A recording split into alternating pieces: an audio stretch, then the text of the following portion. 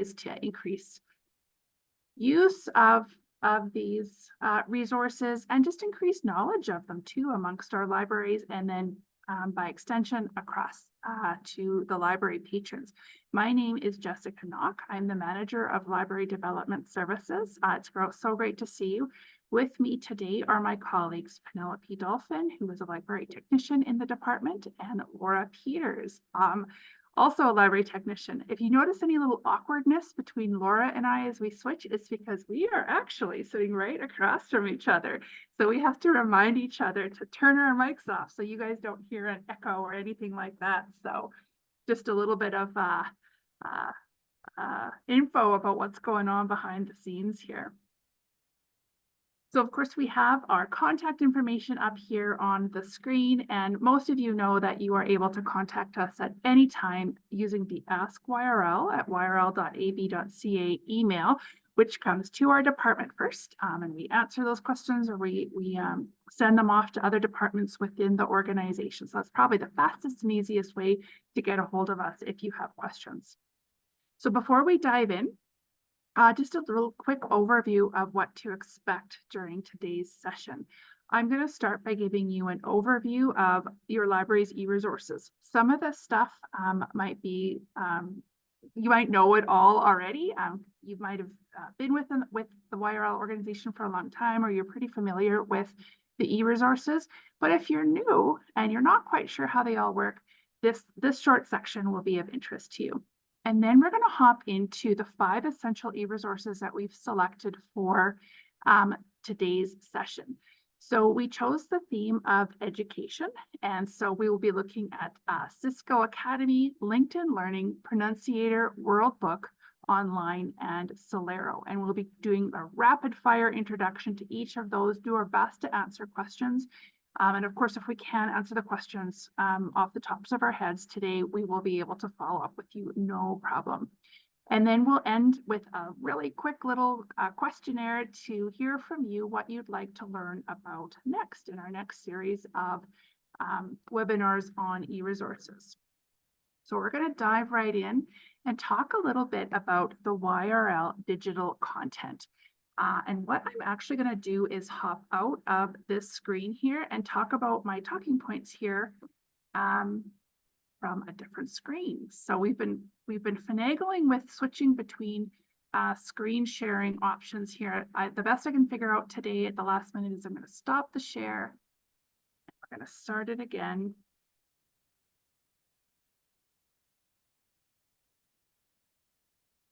And what I'm going to hop into today, we're going to look at 2 resources here. Oops, there we go. So you should now see the YRL intranet. Maybe I'll get a thumbs up from Laura if that's what she's seeing. All right. Okay. So we're going to look at 2 really quick resources. The first is the eResource information on the YRL intranet. And then for those of you who might be brand new to accessing eResources, I'm going to show you how you can access them from your library's homepage. And that's actually where we're going to start. Oh, there we go. See this fit here. I have the Duke Public Library open today. Just selected them. And what you'll see on every one of your public library pages is a link here called eResources, which provides you with a connection to the 32 eResources that YRL offers to all public patrons right across the region. The eResources are filterable, if that's a word, by format and topic, and they're really worth your while getting to know them so that you can recommend the right eResource to patrons who are coming in wanting to learn a little bit more about them. And I'll show you how you can learn a little bit more about them besides attending seminars like this as well. So the catch with these eResources is that they are purchased for our use on a contract, which means that our users have to authenticate in order to get in. And authentication, of course, is as simple as entering the patron's barcode and their password that they would use for track in order to access the databases. There are a couple of databases here that just by nature of a contract with the organization, they're only available for in-library use only, which is super frustrating if you ask me, but it is what it is. And those databases are Ancestry, so the genealogy database, which will likely be the subject of a future seminar, and Grant Connect. So it's a grant database that's really phenomenal for finding grants right across Alberta and across Canada, but only accessible within the actual physical space of the library. So just something to keep in mind when you're recommending databases to your patrons. And of course, those two databases we're not going to be diving into today, but I thought it was worth pointing out that they have a slightly different way to access them. So you are welcome to browse through this list at your leisure. Some are definitely more popular than others. Some of them you will probably have used yourself personally, and lots of your patrons will have loved. Some of them you may never have dived into before. So definitely worth your time to just click on each one and get to know them a little bit more. So aside from attending webinars like this, there is another place that you can go to learn a little bit more about the databases and the e-resources that are available to you in your libraries, and that is on the YRL intranet. So I'm just going to flip over to the intranet screen, and Penelope or Laura, if one of you can just pop the URL for that into the chat, and that way if you want to click along with me, you're more than welcome to do that. So of course, I'm hoping you're all familiar with the YRL intranet. It's kind of the one-stop shop for all of the back-end resources that we prepare for your libraries. And we have a whole section on e-resources. We're going to hop into it. There's a link to it from the front page here. And on here is a list of training and promotional materials that are available for all of the e-resources that are on offer for libraries. So you can go in and we have a few videos through a database called Niche Academy that library staff can watch to learn a little bit more about that database or that e-resource. I think I should just step back a little bit. I'm using the word database and e-resource interchangeably.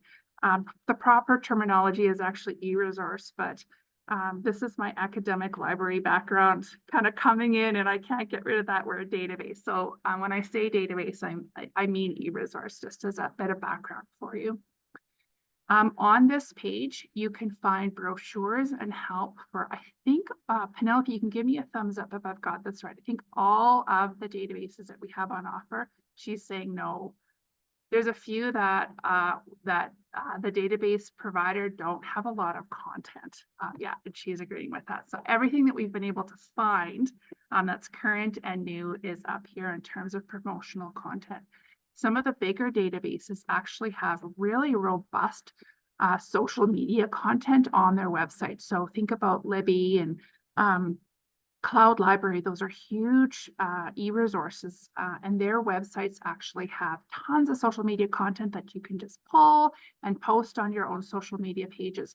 Some of the smaller databases that we have, such as Lope for Kids, don't have quite as much stuff, but we've done our best to compile it all here on the list. Up here, you'll also see your e-resource statistics. So you would have been in these e-resource statistics earlier this year when you were preparing your annual report for PLSB. This is another link into looking at your e-resource statistics and what's available. These e-resources, they don't all provide statistics at the same level or at the same level of granularity. Sometimes we can only get stats for a YRL level. Sometimes we're able to get statistics for like your individual library and user level, but that is all outlined there on the statistics page. The final thing that I wanted to show you here is this link to the e-resources pamphlet. This is a pamphlet that we actually pulled together at the request of some library managers through our public libraries, our public libraries group. Some of our managers wanted something that they could print out and give to new patrons when the new patrons got their card. Penelope developed this this time last year. Is that, I think, hey, Penelope? And we launched it. It's a fairly substantial and long resource, but perfect for those library patrons that are just excited and want something to hold in their hand as they're exploring all of the e-resources that are available for for them. So I would really encourage you to print off a couple copies of these for your patrons who are really keen. Thanks, April. They use it up there in Swan Hill. That's great. And fantastic resource when you are training or onboarding new library staff. So they can, in addition to just having the list that's on your library website, they can use this as well to go through all of the content and learn a little bit more about it so that they can better work with their patrons to recommend eResources. So just a couple of things that I wanted to show you. There's one final thing I want to say before we dive into the actual eResources, and that's how we choose and deselect our eResources. It actually varies depending on the resource. So of the 32 resources, there's a couple that are actually paid by PLSB or the provincial government. Things such as the Prairie Indigenous ebook collection and Read Alberta. So those are things that as long as they're paying for it, we're going to make sure that they're available to you. There's a couple of other resources on here. I feel like Libby is actually one of them that is funded at a track-wide level. So all of the track regions come together to help pay for it. And so again, it's such a popular resource. It's not something we would ever deselect. A lot of the smaller resources that come on here, you'll notice come and go. And it's really a weeding process that we use very similar to the weeding that you do in your library. If it's not being used, or if the content's not being updated by the provider, or if it's something that we've heard from our customers, which are you, the libraries, that you just don't need anymore, we will deselect it in favor of something else. So as an example, at a PLC meeting, I think this was almost a year and a half ago, we pulled out some car repair manual databases. And in turn, then we were able to purchase the database Beanstack, which has proven to be a really fun sort of interactive way to get patrons to read. So it's a conversation between us and the libraries when we decide to pull a database out. When we decided to choose a database, it's also a fairly substantial process where we work with you, the libraries, on recommendations that you have. We need to put it into our budget documents every summer. We do things like trials. And actually, at the very end of the session, I'm going to make, I think, the first of what will be many announcements about a brand new database that we'll be launching in April that we're very excited about. So stay tuned. All right, with that, I don't see any questions in the chat. I don't think I missed anything for the time being. All right, we are going to move on to the actual content. All right. Bear with me while I get my screens going the way I want them to here.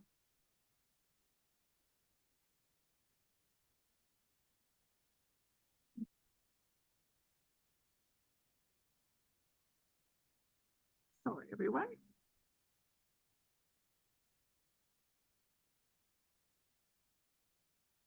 Okay, you should see my PowerPoint backup and then a big yellow screen. Is that what you're seeing, Laura? No, okay. I'm feeling a little rusty here today. All right, okay.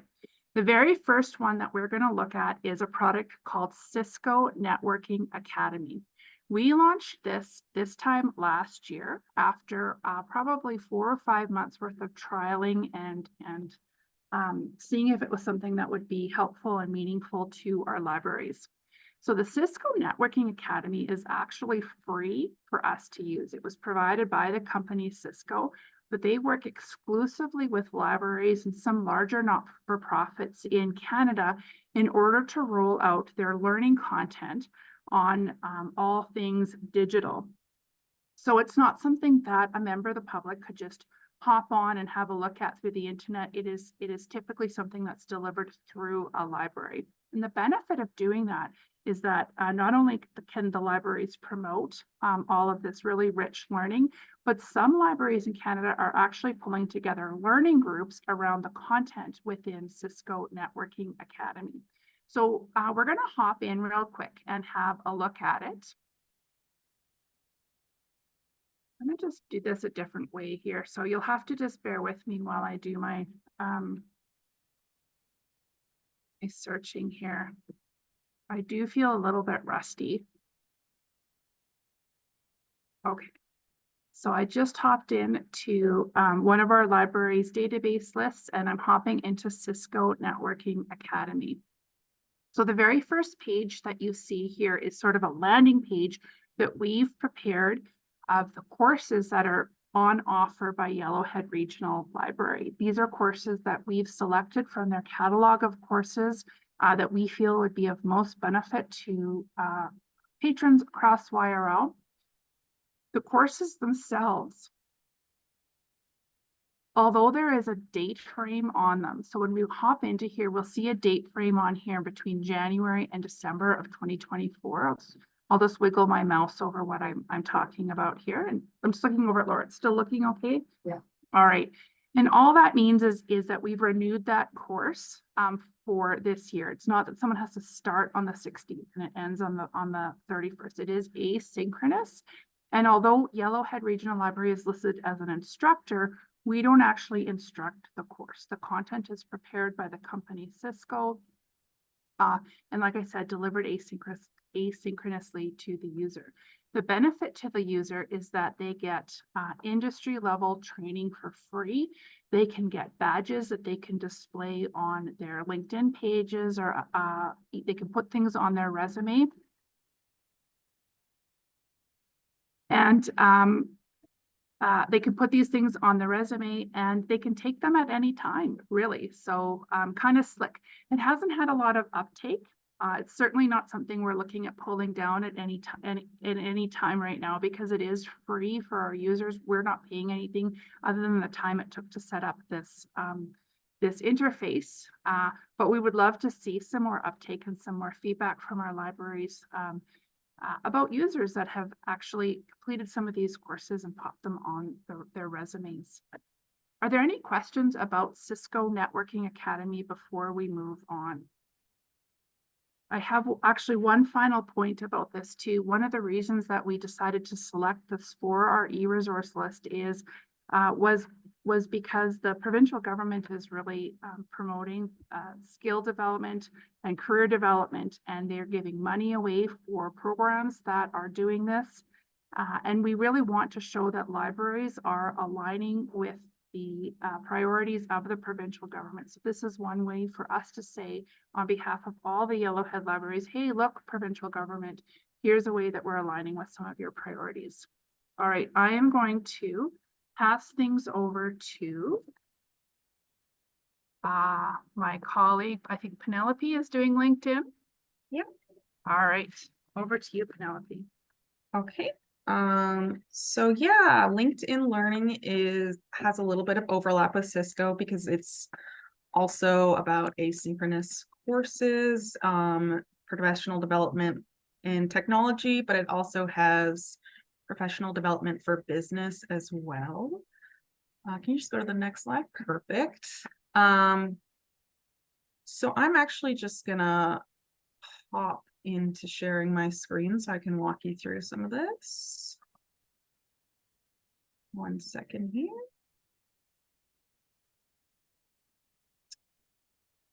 Are we good to go? Great.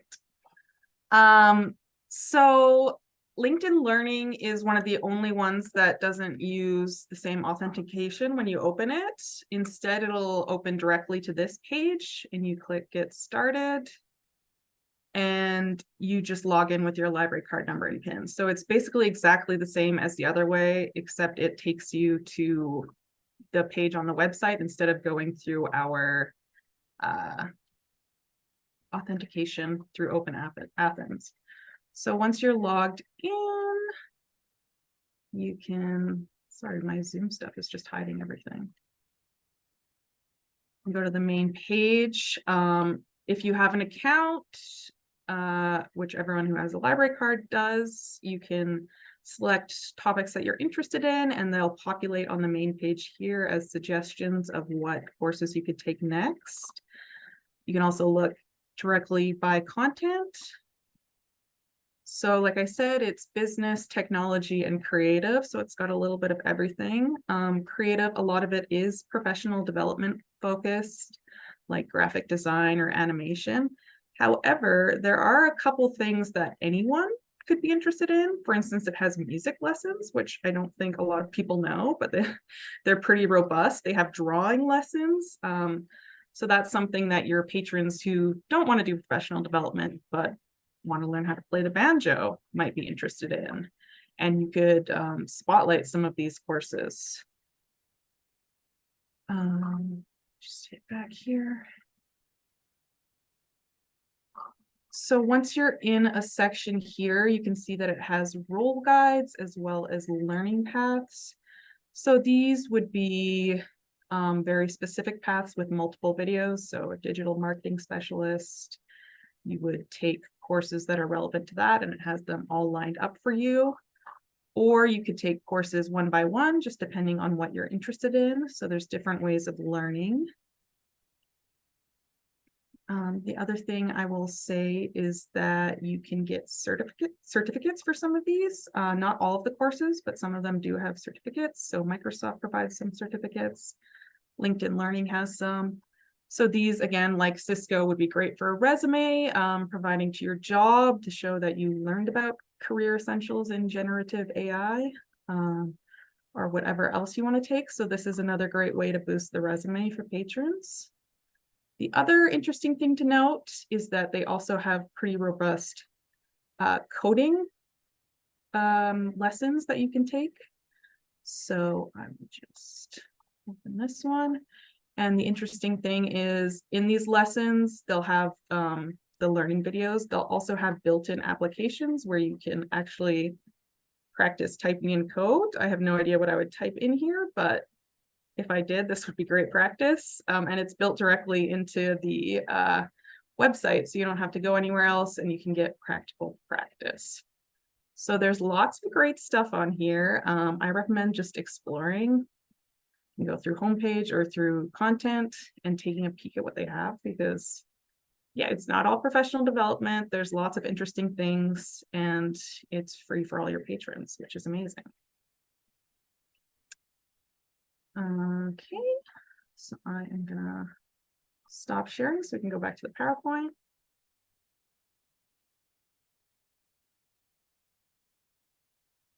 All right, so the next one is Pronunciator.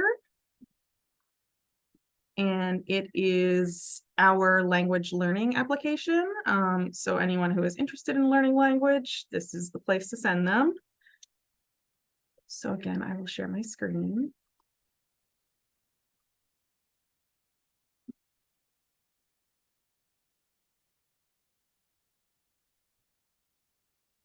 So Pronunciator opens the way most of our other eResources do, through the Open Athens authentication, where you just type in your barcode and your password.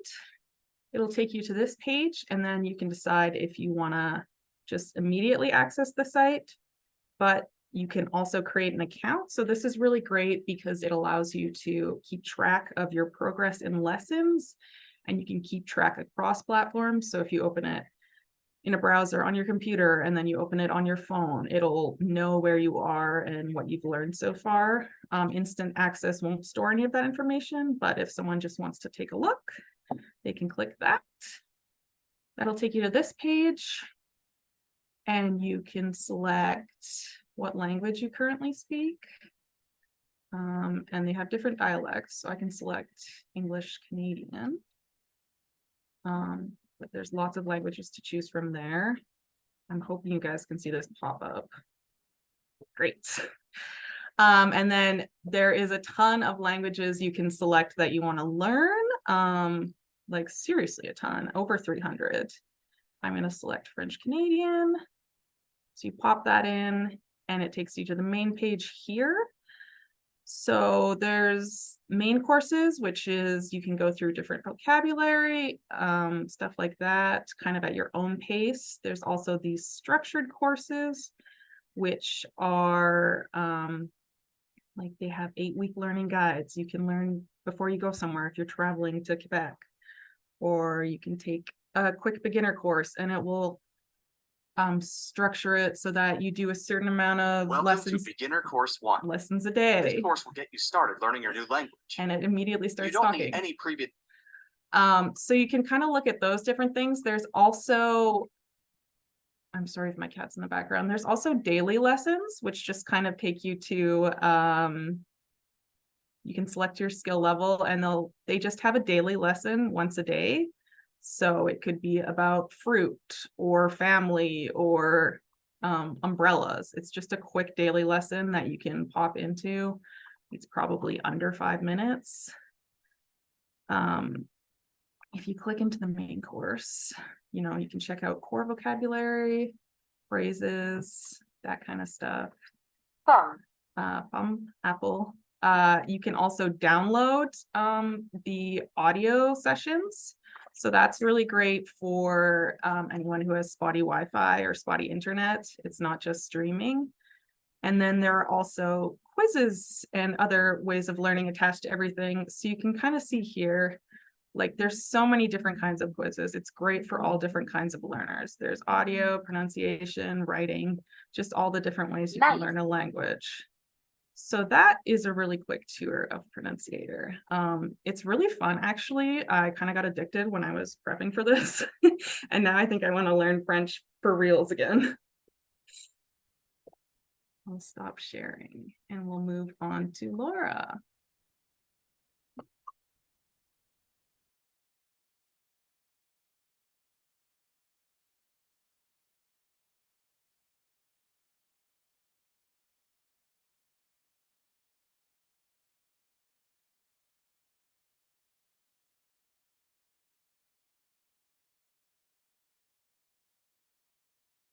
Unmute. Can you hear me now? Yay. Sorry about that. Like Jessica was saying earlier, we're sitting about 7 feet apart from each other, and there can be a little bit of weird double voices feedback going on when we're sitting this close to each other. So I'm going to be talking a little bit about World Book Online. So, of course, you remember the old World Book from back in the day that would take up umpteen issues on your reference shelf. Well, for a long time, as I'm sure you are probably aware, it is all online now, and it is a pretty impressive e-resource. And again, it's going to be available either via internet or from any of the public library websites. And I too was looking at Leduc's website is my go-to as well. So I'm going to go there in a moment, but I just want to quickly talk about some of the different resources. So it's an online suite of 7 resources. So as you can see here, there's early learning, which is grades to K. Or pre-K, pardon me. There's the kids section, which is grades kindergarten up. There's students, which is grade 5 plus, advanced, which is grades 9 plus, and timelines, which is grade 5 plus. The nice thing about all of this content as well is it's not only available in English. It's also any of the content is available in French and Spanish. So for speakers other than English that are fluent in French or Spanish, or maybe you're learning French or Spanish in Pronunciator and you want to look something up in World Book, it would be a nice little crossover. So I'm going to stop sharing my screen for a minute and go to my site. All right. You can see it. Excellent. Thank you, Jessica. So again, I am on the World Book Online portion of, and I'm just going to dizzily scroll up to the top. So as you can see, I'm also on Leduc's website. And by clicking the e-resource tab at the top, and I just clicked on W, which immediately took me to, I don't know why I just didn't click on W. Let's try it. Woo! So World Book Online, as you can see, gives you a nice little breakdown of everything that World Book Online offers, but I'm just going to go there. It does allow you access by entering in your library card and PIN. and you'll get immediate access from there. And here are those tabs that I was talking about: the early learning, kids, student, advanced, etc. So by clicking on any of these, let's say you had a toddler and you wanted to look at some, maybe they're in kindergarten, and there's going to be a whole bunch of different subjects that you can check out, and different ways that you can go about accessing that information. So you can either just explore by digging in to, and this is the World Book Kids access to the quote unquote encyclopedia of World Book. And there's all kinds of different areas within the subject that you might want to check out. So it might be within the arts, it might be within history and government, etc., world religions, sports and hobbies. So we're just going to click on one of these. I'm going to go to places. And from there, again, you can continue to dig deeper into any of these areas. So if you wanted to learn a little bit more just for your own personal interest, some natural features information. So again, it's going to break it down in a more granular sense with each tab that you click on. So from here, within natural features, you can see there's everything from canals, ice, islands, lakes, rivers, and so on. So we'll just, for fun, because who doesn't like a nice forest? And from here, and it just keeps breaking it down into articles that pertain to that specific part of natural features and forests. So you've got all kinds of different articles here to check out if you wanted. You can just go back to home, and you can also go back to the home or the advanced. These are any of the tabs that were at the very beginning. So just for interest's sake, so advanced offers topics for researchers and information seekers with access to worldwide news, publications, and reference materials. So here you could really, they have a little featured article here at the bottom, but you could also look something up here if you were interested in delving a little bit more deeply into, just by using a keyword search if you wanted to, within this advanced search field. As well, here is, I'm just going to go back actually to, will it take me back to home? Let's see here. World Book Home. There we go. Now from here, I was talking about how all of this content is also available not only in Spanish, but in French. And that's where you can access either of these two. Here is just on the home page. And then again, broken down by age. So I'm going to go to timelines here for a moment. And oh, dang, I should have looked into this a little bit more before I share this. So, okay.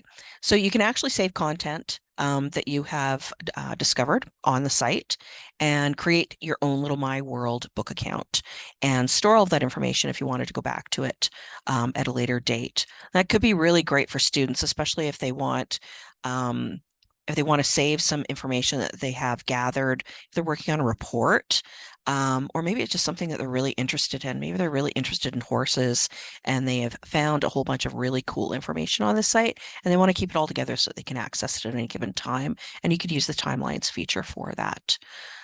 Early learning. So again, for kids, really, really young kids.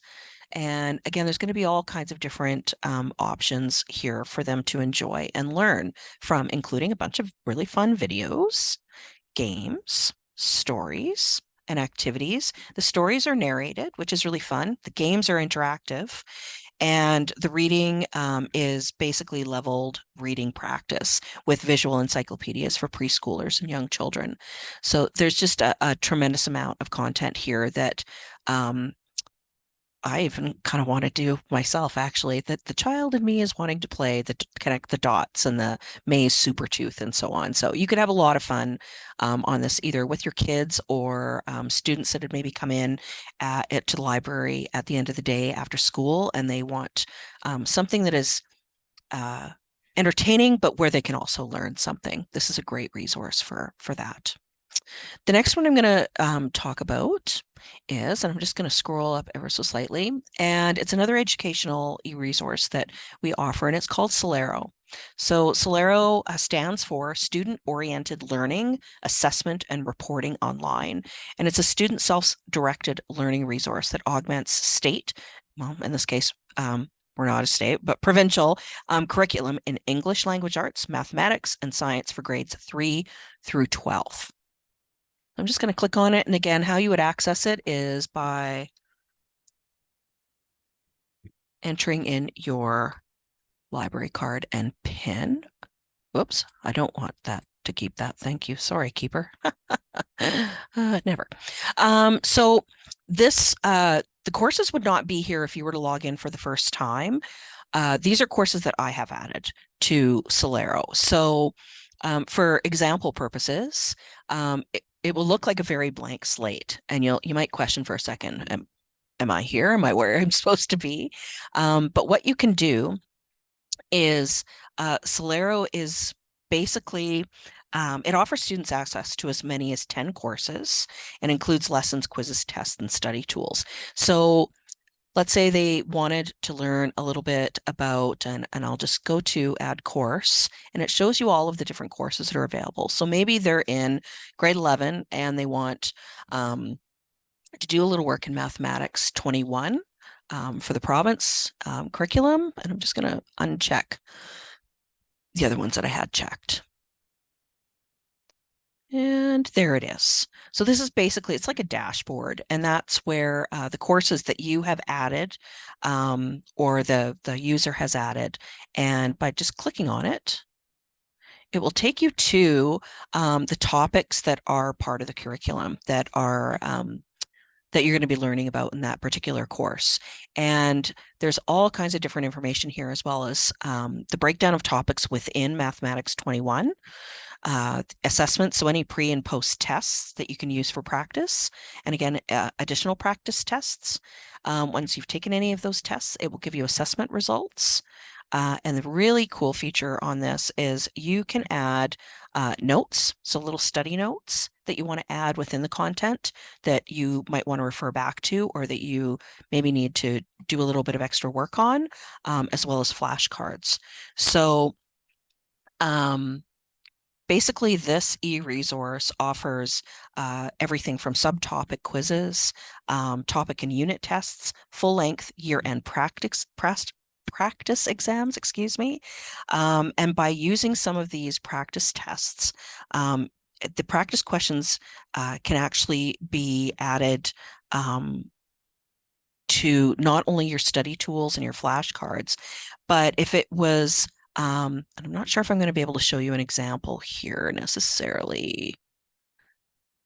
But one option that it offers is that there's a just guessing button. So you can answer a practice question, even if you don't know it, and answer it as best you can, and hit the just guessing button to tell Celero if you're not confident in your answer. And what it'll do is mark that as something that maybe within that very specific portion of that lesson, it will provide some additional resources for you to just learn a little bit more about it, maybe more deeply or more clearly. So it never forgets what you're reviewing either, which is really a nice feature of this e-resource. So if you're interrupted while studying, for example, you can check your Celero to-do list and you can pick up wherever you left off. So that's a really nice little feature. And I'm just going to go back to this a little bit here, but some really nice features about this. I'm not sure if it's going to show.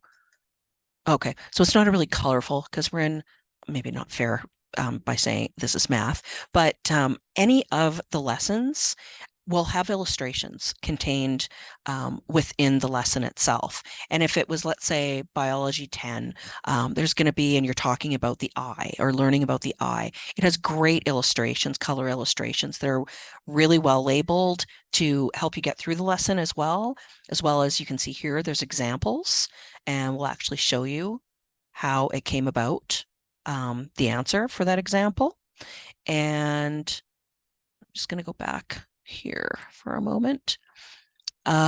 Sequences and series. Let's see what it gives us here. So I'm just picking on any of these. Now, basically, once you've completed the lesson, there's a little quiz if you want, and that will give you the complete check mark once it's all complete, that particular module of the overall lesson. As well, there's a practice quiz when you've completed everything, and you can, and again, you can take bits of that quiz if there's areas that you've not really grasped and you need a little bit more just further lessons, deeper dives into some of those subject areas. That's where you can make up your where is it at the top here, and your notes and your flashcards, and that can really help you out in the overall learning process on this site. What else can I tell you about this awesome site? I don't know. I think that's probably really about it. It's really just something that is best learned when you go through it and poke around and do a little bit of, like I was in biology earlier, and I was actually taken back to my high school days of looking at some of these structures and immediately coming back to me, but being reminded as to how helpful. Here's one of those nice little illustrations I was talking about, a breakdown of all of the parts. And that's just one of the lessons. And you can go on to the next lesson by clicking the little back and forth arrows at the top, and it just continues to go on and on. Or you can just go back to the very beginning to your main lessons and break it down from there. So highly recommend experimenting with this a little bit, certainly for any of the students that come in, particularly those after school programs that any of you might have running, or if you have just any students coming in overall and they're doing some of their homework at the library. I am certain that they will find this e-resource really, really helpful if they give it a whirl.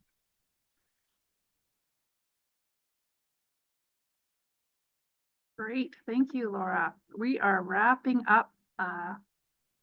We're wrapping up, and I am excited to share with you next a new database that will be launching here in April, which is Comics Plus. We started investigating this database because we know that it has been really tricky for libraries to collect all of the manga that is so popular, and that is the real strength of this particular database. Although in poking around on the publisher's website, there's going to be a lot of non-manga comic material on here as well.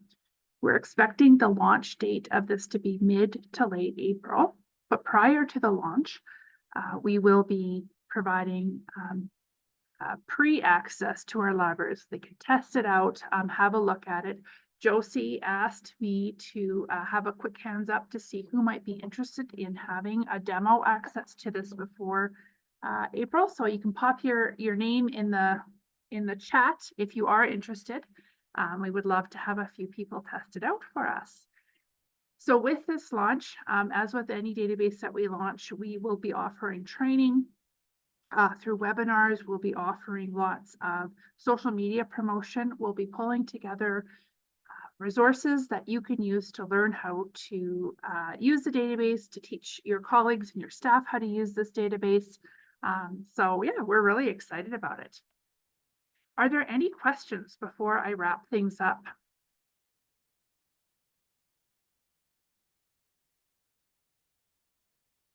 No. All right, I am going to launch my poll. We are hoping to put together a session like this once per quarter. And we have a few different themes of databases that we want to look at, but we'd like to hear from you what you'd like to learn next. So I'll let you have a peek at this poll here and just put your vote in for the thing that catches your attention first.